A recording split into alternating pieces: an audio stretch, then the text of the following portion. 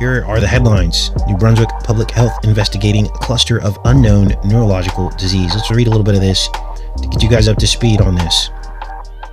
It says here, New Brunswick Public Health is investigating a fatal brain disease they don't have a name for. It looks like Creutzfeldt-Jakob disease, which can cause memory loss, sudden movements, and vision problems. But a neurologist says it's more likely a new syndrome altogether. We don't know what it's causing it, so keep our minds open to the possibilities. So, over the last 5 years, 35 cases have been confirmed as the unknown neurological disease and 8 are suspected. 5 people have died. The province's chief medical officer of health says they have a lot of work to do to determine why the disease has appeared and if it's environmental. It most likely is a new disease, says Dr. Jennifer Russell. We haven't seen this anywhere else, and so it's an unknown etiology. The symptoms are very like CJD. In 2019, 700 patients at the Moncton Hospital had to be contacted after 2 suspected cases of CJ disease were identified in patients who had cataract surgery at the Moncton Hospital. Health officials haven't confirmed if these 2 patients are considered part of this cluster. So the point is there may be many more. Now they're trying to say this is environmental in scope. But at first, when I was looking into this, I was digging into the possibility that this was some kind of radiation poisoning. And I noticed that there was a suspect power plant down in the southern part of New Brunswick, which borders Maine. And it looked as though the jet stream could have been bringing up some kind of noxious air over Moncton and over the peninsula where the outbreaks happen. Let's look at this on the map in Google Earth so you guys can get an idea of what's going on here. So this is New Brunswick.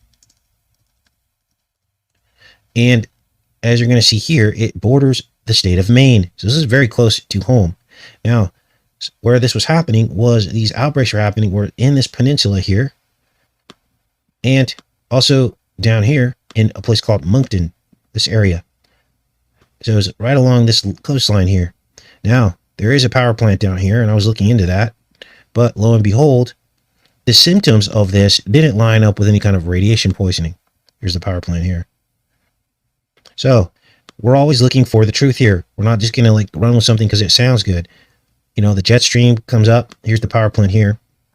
Sweeps up and around.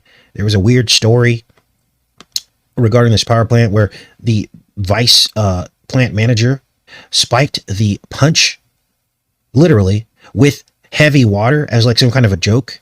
And like a bunch of people drank it. So that guy's in jail right now.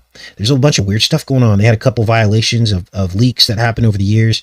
And I was like, what if this jet stream was sweeping up and around and dragging this up here? But that I do not believe is the case. So I kept digging. And I began looking into prions and how those interact in the brain. But then something told me to look at the links between VCs, or we call them VCs here on the channel, prions and mad cow disease, because they're saying this is much like mad cow disease. And what I found stopped me in my tracks, and that's what we're going to talk about today. New Brunswick, this very province, had a problem with rabies. And this was out in the wildlife. Here's the headline here.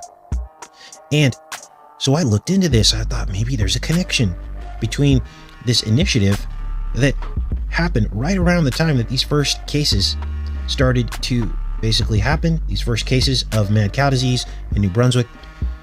And then I see this initiative where they were dropping 500,000 rabies VCs to eliminate rabies.